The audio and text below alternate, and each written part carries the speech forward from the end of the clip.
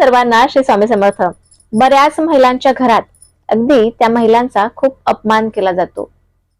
पूर्ण दिवस ती महिला घरात राब राबते, परंतु त्या महिलेला कधीही चांगल्या गोडाचे शब्द, प्रेमाचे शब्द कधीही तिला कोणीही बोलत नसतं.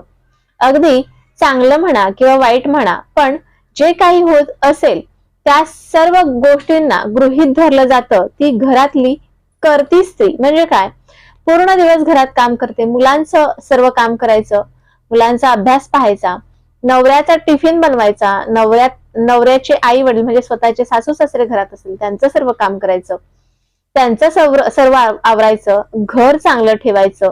अगदी कामवालेला सुद्धा भरपूर पगार देऊन सुद्धा तितकं स्वच्छ काम करत नाही. इतकं स्वच्छ काम आणि नीटनेटकेपणा हे आपल्या घरातल्या स्त्रीच्या अंगी असतं आणि तरीही त्या स्त्रीला घालून पाडून बोललं जातं. अशा वेळेला त्या स्त्रीने काय करायचं, तर अशा वेळेला ती स्त्री आपल्या माहेरीही जाऊ शकत नाही किंवा सासरीही कुणालाही काही सांगू शकत नाही. कारण बऱ्याच महिलांना माहितीये की आपण एक वेळेला माहेर सोडलं की सासराशिवाय आपला कुठलाही पर्याय नाही. खूप पर्याय असतील, परंतु शेवट आपला संसार, शेवट आपली मुलं, आपला नवरा ह्याच्यातच आपण आपलं सुख पाहत असतो.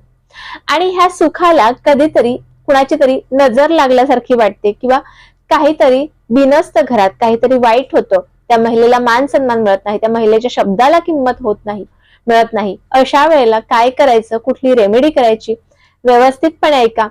तुम्हाला घरात असा छळ होत नसेल, तुम्हाला असं कोणी दुखवत नसेल, परंतु तुमच्या नात्यात, तुमच्या पाहणीत अशी कोणीतरी व्यक्ती असेल, त्या महिलेला त्या घरात अतिशय त्रास दिला जातो, अतिशय खराब वागणूक दिली जाते, अशा महिलेसाठी हा व्हिडिओ नक्कीच शेअर करा. कारण आपण पाहतो, आपण जसे सुखी आहोत तशीच समोरची व्यक्ती, समोरची स्त्री सुद्धा तितकीच सुखी व्हायला पाहिजे असं प्रत्येक महिलेला वाटत असेल तर प्रत्येकीने नक्कीच हा व्हिडिओ व्हॉट्सअपला जाऊन शेअर करा. काय करायचं बघा, आपल्या शब्दाला मान नाही. आपण जे पण काही घरात सांगतो ते सर्वांना वाईट लागतं.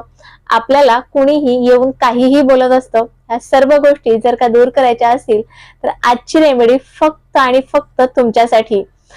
आपल्याला आंघोळीच्या पाण्यात अशा काय वस्तू टाकायच्या आहेत ज्याने आपण जे काही बोलू, आज जर असं सांगितलं की आज घरात कारल्याची भाजी खायची, तर अगदी इझी कुणीही सांगतील हो नक्की चालेल, तू जे करशील तेच खरं.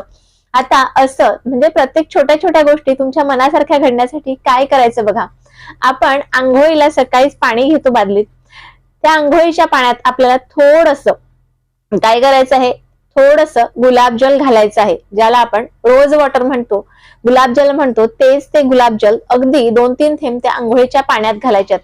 त्याचबरोबर दालचिनीची पावडर, तुम्हाला माहितीये दालचिनी ज्याला आपण तज म्हणतो, ती पावडर थोडीशी, अगदी पावडर नसेल तर तुम्ही ती थोडीशी बारीक कुटा आणि किंवा मिक्सरला लावा, त्याची पावडर तयार करा.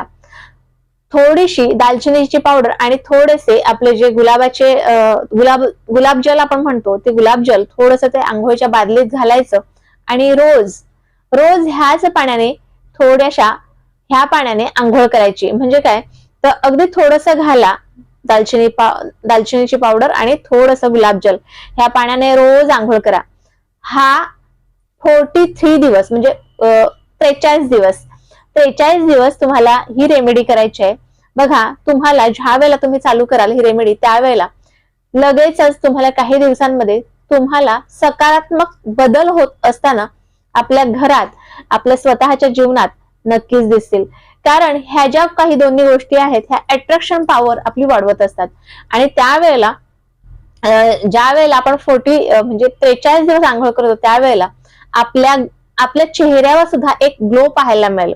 आपण जे काही बोलू ते सर्व घरात सर्वांना आवडलं जाईल. जे काही सांगाल ते खरं आहे, तू सांगेल तेच खरं आहे असं म्हणत ह्या सर्व गोष्टी अगदी व्यवस्थितपणे ठरतील.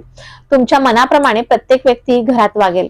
तर आजची रेमेडी 43 दिवस करायची आहे. तुम्हाला कशी वाटली मला नक्की कळवा. व्हिडिओ आवडल्यास लाईक, शेअर, सबस्क्राईब मात्र जरूर करा. पुन्हा भेटूया अशाच एका नवीन व्हिडिओ सोबत, नवीन विषयासोबत. तोपर्यंत सर्वांना श्री स्वामी समर्थ.